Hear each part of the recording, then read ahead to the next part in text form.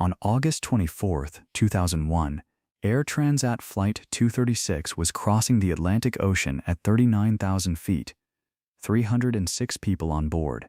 Destination Lisbon. Routine overnight flight. Then both engines stopped. Not one engine, both. Simultaneously. Over the middle of the Atlantic Ocean. No runway within hundreds of kilometers, just water in every direction. The aircraft didn't fall out of the sky. It glided for 19 minutes, covering 120 kilometers with no engine power whatsoever, and every single person on board survived. This is what actually happens when a commercial jet loses all engine power. It's not what most people imagine, and understanding the physics reveals something remarkable about how aircraft are designed. Let's start with the most important fact. Airplanes do not need engines to fly. This sounds counterintuitive, but it's fundamental to understanding aircraft physics. Engines provide thrust. Thrust moves the aircraft forward, but the wings generate lift, and they do that purely through airflow, regardless of where that airflow comes from. If you've ever watched a glider soar for hours without any engine at all, you've seen this principle in action. The aircraft trades altitude for airspeed. It's constantly descending, but that descent creates the airflow over the wings that keeps it flying. A commercial jet works exactly the same way. It's just a very heavy glider with engines attached. When the engines fail, the aircraft doesn't drop like a stone. It enters a glide. The nose pitches down slightly to maintain airspeed.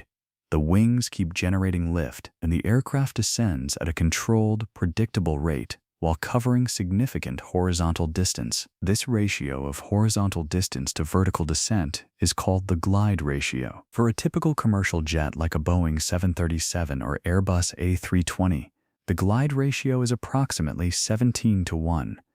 That means for every kilometer of altitude lost, the aircraft travels about 17 kilometers forward. Let's apply that to a real scenario. At 40,000 feet, which is about 12 kilometers of altitude, an aircraft with a 17.1 glide ratio can theoretically cover around 200 kilometers before reaching the ground. That's not a short distance. That's enough to reach an airport from almost anywhere over land in most of the developed world. Even over the ocean, 200 kilometers of glide range means pilots have options. They can reach islands, they can reach coastal airports. They have time to troubleshoot, communicate, and plan. The Air Transat flight I mentioned earlier demonstrated this dramatically. The pilots glided an Airbus A330, a wide-body jet carrying over 300 people, for 120 kilometers and landed safely at a military airbase in the Azores. But glide ratio alone doesn't tell the whole story. When engines fail, pilots don't just point the nose down and hope for the best. There's a specific procedure, and it's trained extensively in simulators. The first priority is aircraft control. The pilot flying adjusts pitch to maintain the best glide speed. This is a specific airspeed that maximizes the glide ratio. Too fast, and the aircraft descends too steeply. Too slow, and it risks stalling.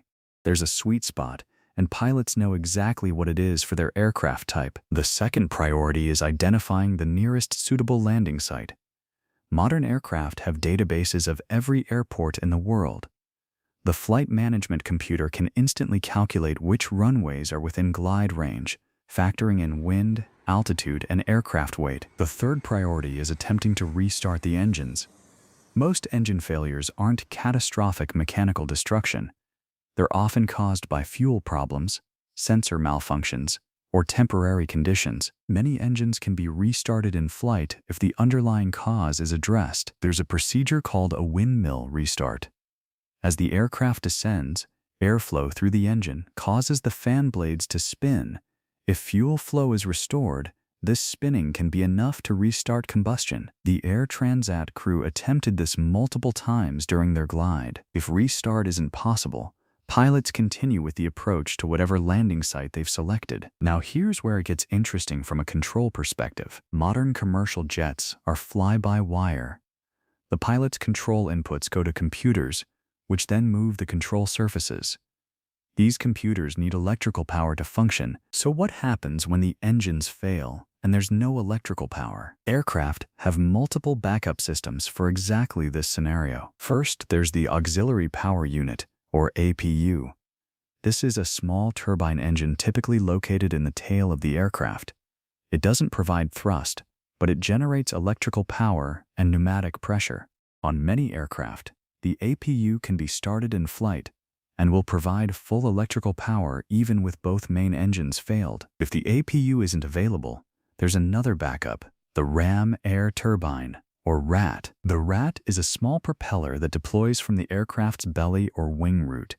As the aircraft moves through the airflow spins this propeller, which drives a hydraulic pump and electrical generator. It doesn't provide full power, but it provides enough to maintain basic flight controls, instruments, and communication. The RAT is the last line of defense. It's completely mechanical. It doesn't need any power to deploy. It's spring-loaded and extends automatically when certain conditions are met, or pilots can deploy it manually. Every large commercial aircraft has a RAT. It's been standard equipment for decades, and it's specifically designed to keep the aircraft controllable when everything else has failed. Let me walk you through what pilots actually experience in a dual engine failure scenario. The first indication is usually silence. The cabin gets noticeably quieter as the engine noise disappears. Almost simultaneously, warning systems activate, master caution lights illuminate, engine failure messages appear on displays. In fly-by-wire aircraft like the Airbus, the flight control law may change. The aircraft switches from normal law to alternate law or direct law, giving pilots more direct control, but with fewer automated protections. Pilots immediately run the appropriate checklist. Engine failure checklists are memorized. The critical initial actions are performed from memory before consulting the physical checklist for subsequent steps. The pilot monitoring handles communication. They declare an emergency with air traffic control. This gives the flight priority handling. Controllers clear traffic out of the way and provide vectors to the nearest suitable airport. Meanwhile, the pilot flying is managing aircraft energy. In a glide, altitude is your fuel.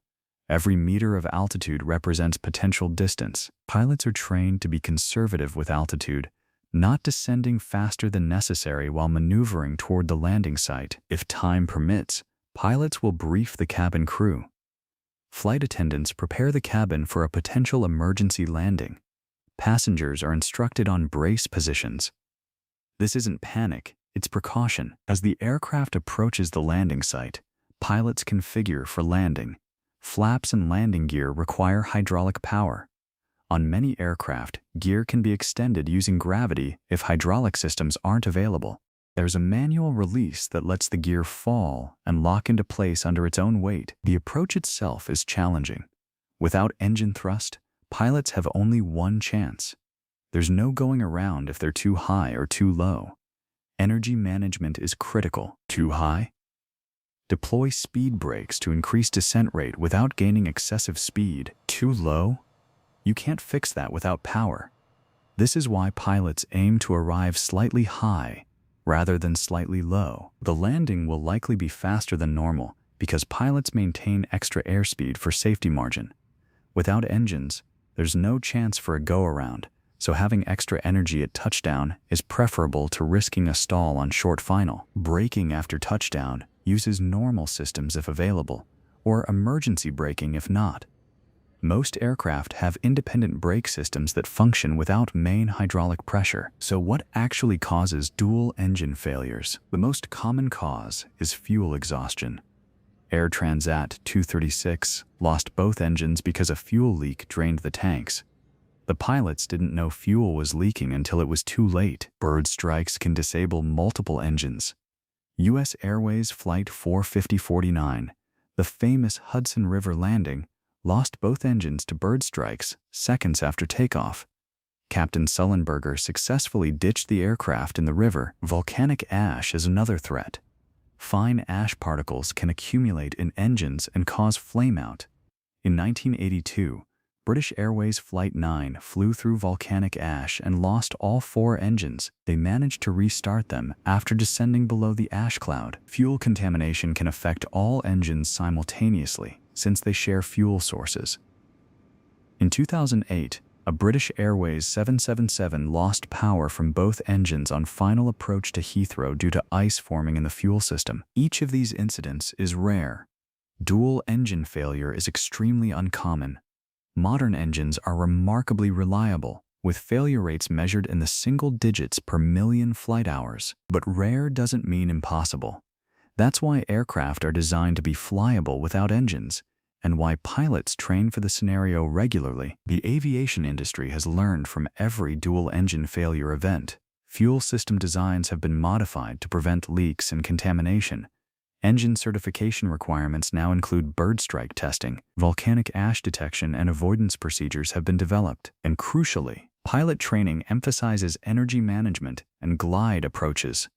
Every commercial pilot practices engine-out scenarios in simulators, not just single engine failures, but complete power loss situations. This training paid off dramatically in the incidents I've described. The Air Transat pilots had never experienced a real dual-engine failure, but their simulator training prepared them for exactly that scenario. Sullenberger had decades of glider experience that informed his split-second decision to ditch in the Hudson. So what happens if both engines fail at 40,000 feet? The aircraft glides. Pilots follow trained procedures, backup systems maintain control, and with skill, luck, and the right circumstances, everyone walks away. It's not magic. It's engineering and training working exactly as designed. The fact that aircraft can glide without engines isn't a backup plan that was added as an afterthought. It's a fundamental property of how wings work. Every commercial aircraft is a glider that happens to have engines attached. That knowledge should actually be reassuring. Even in the worst-case scenario, physics is on your side. There's a related question that people often ask after learning about engine-out procedures. Why don't aircraft have parachutes for the whole plane? Some small aircraft actually do. It's called a ballistic recovery system, but scaling that to a commercial jet creates entirely different problems. I've covered that in another video.